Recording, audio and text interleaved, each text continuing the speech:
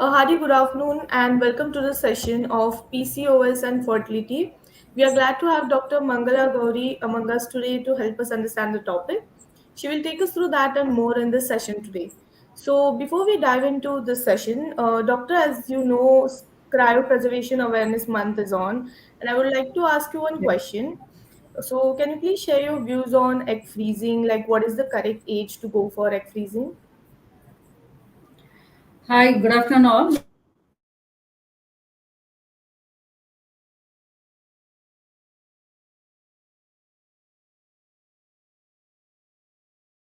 For egg freezing, there is no age limit if we are doing it for some medical reason, like if the woman is undergoing radiotherapy or chemotherapy about 23, 24 years, if they are undergoing such kind of medical treatment, better they freeze their eggs so that they can use it in the future for their pregnancy. But any woman who wants to postpone the pregnancy after 30 years, because for whatever the reason, then they can go ahead with egg freezing, and so that they can use these eggs in the future to get pregnant.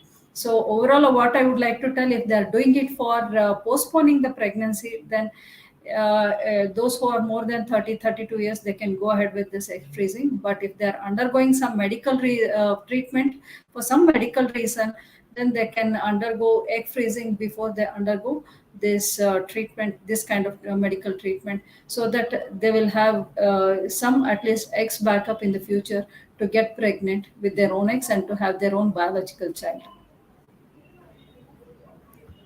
Okay, thank you so much for sharing this information with us. So now we can proceed with the session. Doctor, you have the stage. Yeah. Today I'll be talking about PCOS and fertility. The fertility aspects of PCOS. It's a very common condition. It's a very common hormone imbalance condition seen in women of reproductive age. In about incidence is about up to 5 to 8% of women with reproductive age.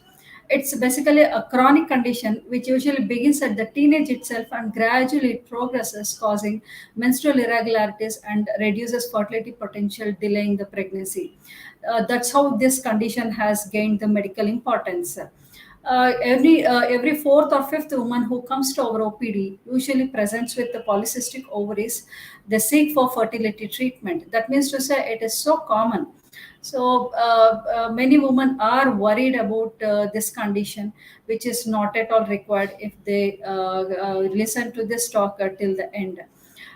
Usually, what are the factors which causes polycystic ovaries? To say in brief, it's a lifestyle related disorder, wherein poor dietary habits or a sedentary nature of lifestyle the causes increased weight gain, causing accumulation of fat around the tummy, and this in turn causes obesity, following hormone imbalance and polycystic ovaries.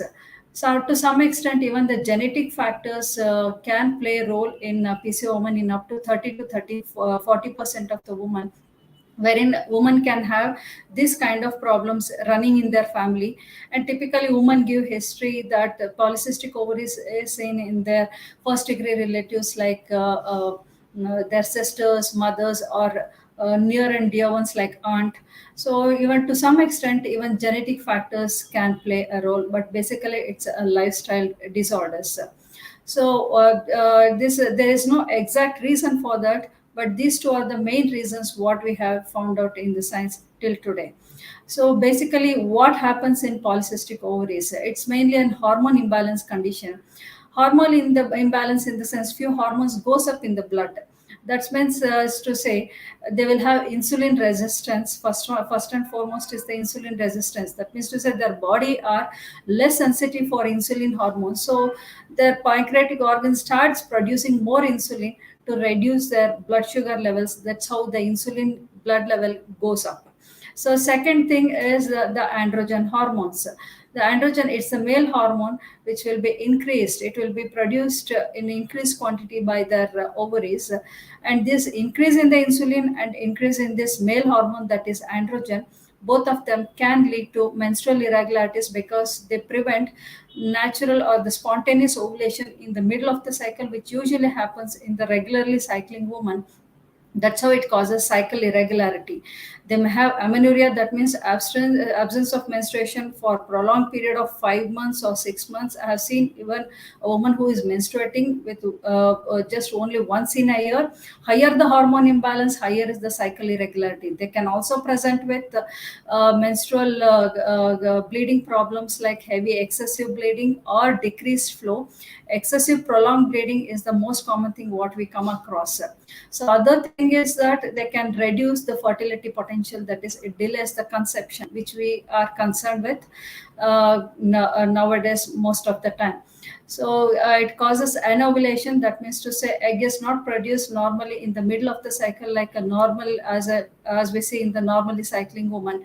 That's how it delays the conception. And not only that, this increase in the hormone level, that is mainly the androgen level, can reduce the egg quality, and that's how it reduces the fertility potential in any woman. So it's basically a lifestyle disorders, definitely, which can be kept under control when they reduce their weight.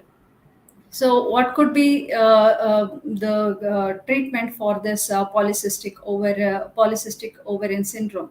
Most of the time, when the woman come to us, they ask us, "Do I really?" When they come to us, they ask us, "Do I really require fertility treatment since I'm having polycystic ovaries?" I would like to say no, because about 40 to 50% of the women who are cycling regularly with the normal body mass index, that means to say when their weight is in the normal range for their height and they're regularly cycling, definitely they conceive on their own when they are given enough time, provided there are no other fertility factors like tubal factor or male factor in fertility. So many of the time, if we give them around one and a half year time, they conceive on their own and come back. But about 30 to 40% of the women who are overweight, in them definitely they require weight reduction by having a good lifestyle, in the form of good diet and good physical activity. Even weight reduction of 7 to 10% in any woman definitely brings about a drastic change with respect to their menstrual pattern, and increases the chances of natural conception by causing spontaneous ovulation in them. But despite weight reduction, if the woman is having the irregular menstruation, then definitely, and if they are not unable to conceive, definitely they have to undergo fertility treatment in the form of ovulation induction, wherein we give tablets or the injection from second or third day of the periods. And serial follicular scans are done to monitor their follicular growth, and in middle of the cycle, most of the time a dominant follicle would have developed. And once the dominant follicle size reaches up to 18 to 20 we give them one shot of HCG injection for the follicle rupture and egg release. And during that time, couple will be told to try naturally. Usually this is done in younger women who is less than 30 or 31 years. But if they are unable to conceive in this timed intercourse, ovulation induction followed by timed intercourse cycle, despite trying for 3 cycles in that way, definitely they are the candidates for ovulation induction and IUI. With known success rate of 20% with IUI cycles, definitely the couple can try 3 cycles of IUI, provided there are no other fertility problems, that is a tubal factor infertility or male factor. So if the couple is unable to conceive despite trying 3 cycles of IUI, definitely they have to go for IVF. So any woman who is more than 35, 36 years with PCO with no other factors, or any woman with PCO with other infertility factors like tubal factor infertility or severe male factor, or if the woman is unable to conceive despite 3 cycles of IUI with no other fertility factors, definitely they are candidates for IVF. And many couple, they ask us, many women, they say, "I'm having polycystic ovaries, do I really require laparoscopy?" I would like to say no, because not all the women require laparoscopy. Definitely, laparoscopy has a role in a woman with PCO seeking for fertility. Only those women who are not able to achieve follicular growth during ovulation induction with the tablets or injections, definitely we can do laparoscopic ovarian drilling, which is a keyhole daycare procedure, definitely. And just 5 to 6 punctures are made on the ovaries to reduce the androgen levels in the ovaries, and so that a woman can have either spontaneous follicular growth, or at least they can respond well for the ovulation induction drugs.